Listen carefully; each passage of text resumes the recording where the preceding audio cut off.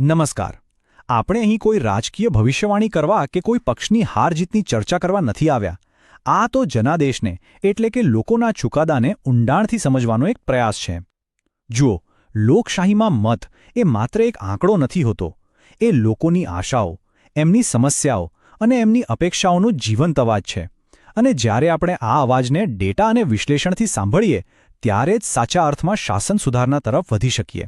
તો ચાલો ગાંધીનગર ઉત્તરના આ જનાદેશના દરેક પાસાને સાથે મળીને સમજીએ. આપણી આખી વાતચીતનું કેન્દ્ર છે ગુજરાત વિધાનસભા મત વિસ્તાર 36 એટલે કે ગાંધીનગર ઉત્તર.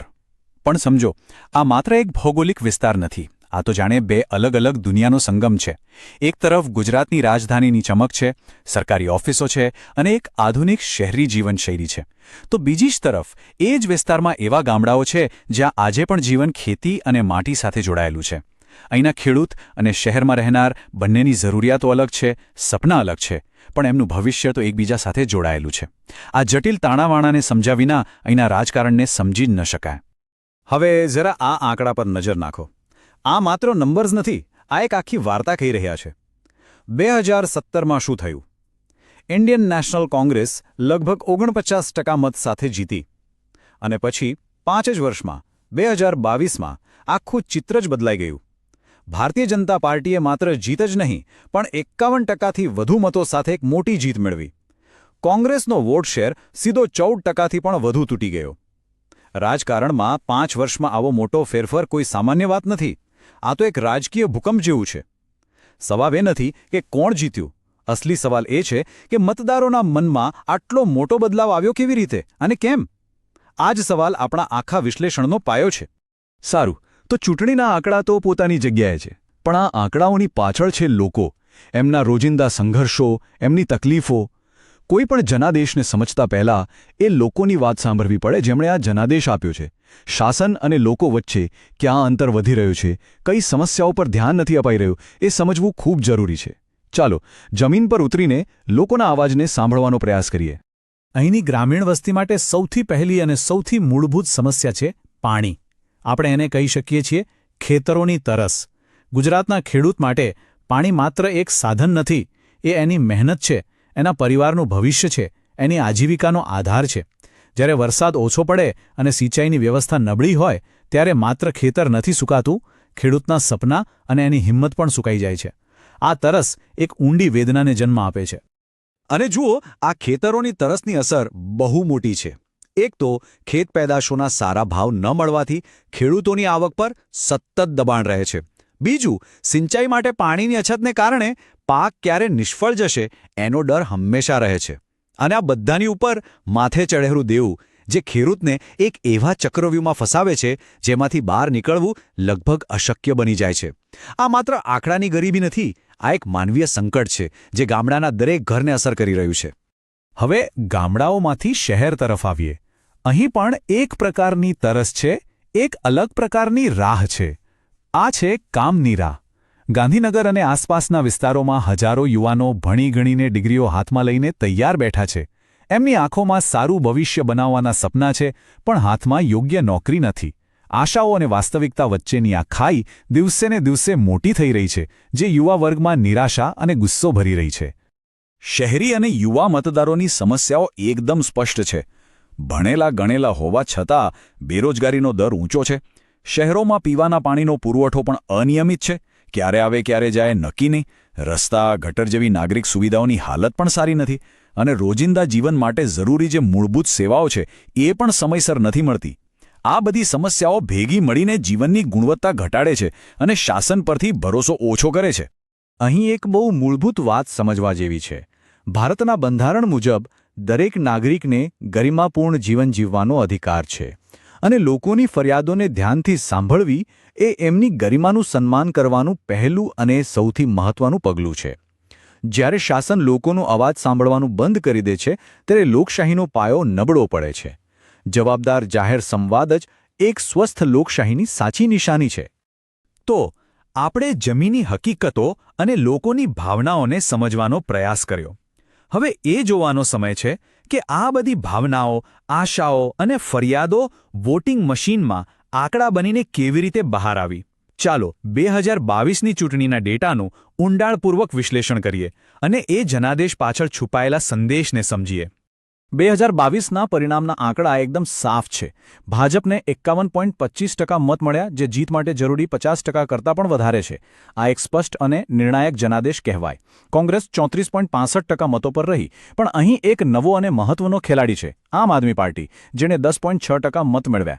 હવે સવાલ એ છે કે આ 10.6% મત આવ્યા ક્યાંથી? સ્પષ્ટ છે કે તેમણે વિપક્ષના મતોમાં ભાગ પાડ્યો, જેનાથી સત્તાધારી પક્ષની જીત વધુ આસાન થઈ ગઈ.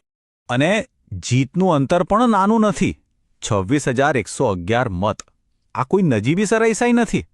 આટલું મોટું માર્જિન એ બતાવે છે કે પરિણામ કોઈ એક બે કારણો પર આધારિત નહોતું. મતદારોનો એક મોટો વર્ગ કોઈ એક પક્ષ તરફ સ્પષ્ટપણે ઝૂકી ગયો હતો. આ માત્ર એક ચૂંટણી જીત નહોતી, આ એક મોટો રાજકીય સંદેશ હતો. પણ આ જીતના આંકડા પાછળ એક બીજી, કદાચ વધુ ચિંતાજનક વાત છુપાયેલી છે. મતદાનમાં આવેલો ભારે ઘટાડો.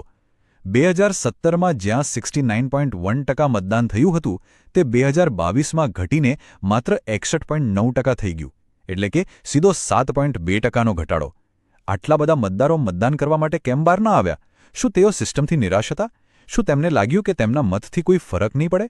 ઓછું મતદાન એ લોકશાહી માટે એક ચેતવણી છે, જે બતાવે છે કે મતદારોનો એક મોટો વર્ગ કદાચ સિસ્ટમથી દૂર થઈ રહ્યો છે. તો શું થયું તે આપણે જોયું, પણ હવે સૌથી મહત્વનો સવાલ, આવું શા માટે થયું? આપણો હેતુ અહીં કોઈ વ્યક્તિ કે નેતા પર આંગળી ચીંધવાનો નથી. આપણો હેતુ એ સિસ્ટમ, એ પરિસ્થિતિઓ અને એ કારણોનું વિશ્લેષણ કરવાનો છે જેના કારણે આ પરિણામ આવ્યું. રાજકારણમાં પરિણામો ક્યારેય અચાનક નથી આવતા. તે એક વ્યવસ્થાનું પરિણામ હોય છે. ચાલો આ વ્યવસ્થાને સમજીએ. વિપક્ષના આંતરિક માળખાનું વિશ્લેષણ કરીએ. એમની પાસે વારસાગત સમર્થન અને જ્ઞાતિ આધારિત મતો જેવી કેટલીક મજબૂતીઓ હતી, પણ આ બધી તાકાત જાણે કે સૂતેલી હતી. એની સામે એમની નબળાઈઓ પૂરી રીતે જાગૃત હતી.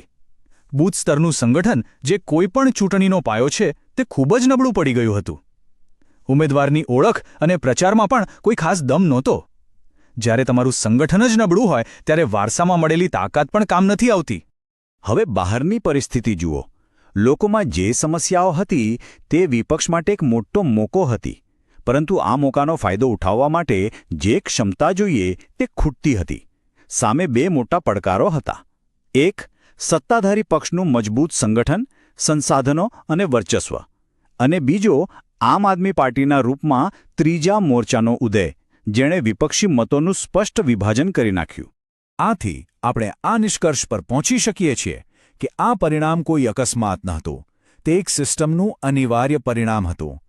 જ્યારે તમારી આંતરિક સંગઠનાત્મક નબળાઈઓ બાહ્ય રાજકીય પડકારો સાથે ભળે છે, ત્યારે હાર લગભગ નક્કી થઈ જાય છે.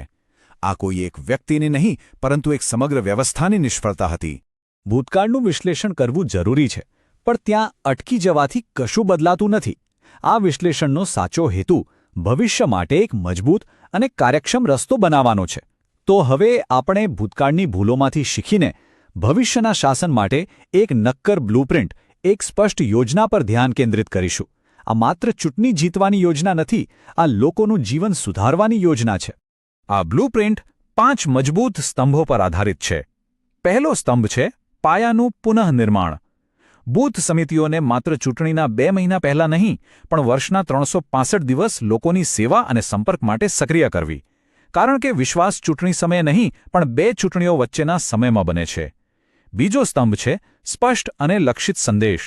દરેક વર્ગની સમસ્યાઓને સમજીને તેમની ભાષામાં તેમની સાથે સીધો સંવાદ કરવો. ખેડૂતો સાથે ખેડૂતોની વાત, યુવાનો સાથે યુવાનોની વાત. ત્રીજો સ્તંભ છે આધુનિક ડિજિટલ પહોંચ. વોટ્સએપ અને સોશિયલ મીડિયાનો ઉપયોગ માત્ર પ્રચાર અને ભાષણો ફેલાવવા માટે નહીં, પરંતુ લોકોની ફરિયાદો સાંભળવા અને તેમની સાથે સીધો સંવાદ સ્થાપિત કરવા માટે કરવો. ચોથો સ્તંભ છે ગઠબંધનનું નિર્માણ. વિકાસના કાર્યો માટે માત્ર પક્ષના કાર્યકરો જ નહીં, પરંતુ સમાજના દરેક વર્ગના આગેવાનો, બુદ્ધિજીવીઓ અને નિષ્ણાતોને સાથે લઈને ચાલવું.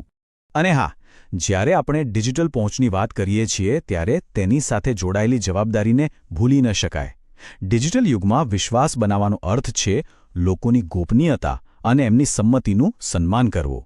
યાદ રાખજો, ભારતના કાયદા મુજબ કોઈપણ વ્યક્તિનો ડેટા તેની પોતાની સંપત્તિ છે.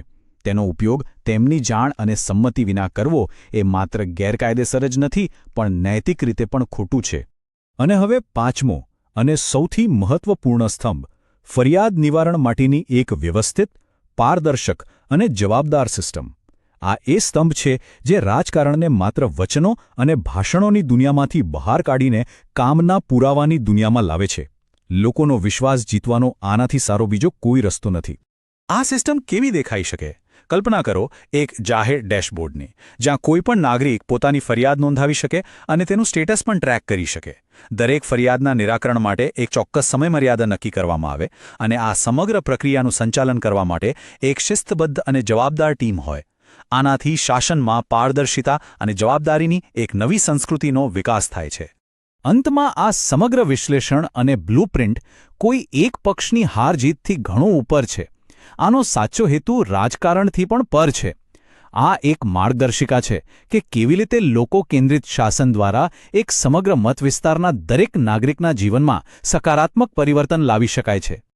એટલા માટે આપણે આ ચૂંટણીના ડેટાને કોઈની હારના ચુકાદા તરીકે ન જોવો જોઈએ. તેના બદલે તેને નેતૃત્વ માટેની એક સૂચના માર્ગદર્શિકા, એક ઇન્સ્ટ્રક્શન મેન્યુઅલ તરીકે જોવો જોઈએ. આ ડેટા આપણને બતાવે છે કે લોકો શું ઈચ્છે છે, ક્યાં સુધારાની જરૂર છે અને એક સાચા જનપ્રતિનિધિનો માર્ગ કયો છે. સાચો નેતા એ છે જે સાંભળે છે, સિસ્ટમ બનાવે છે અને નિષ્ઠાપૂર્વક સેવા કરે છે.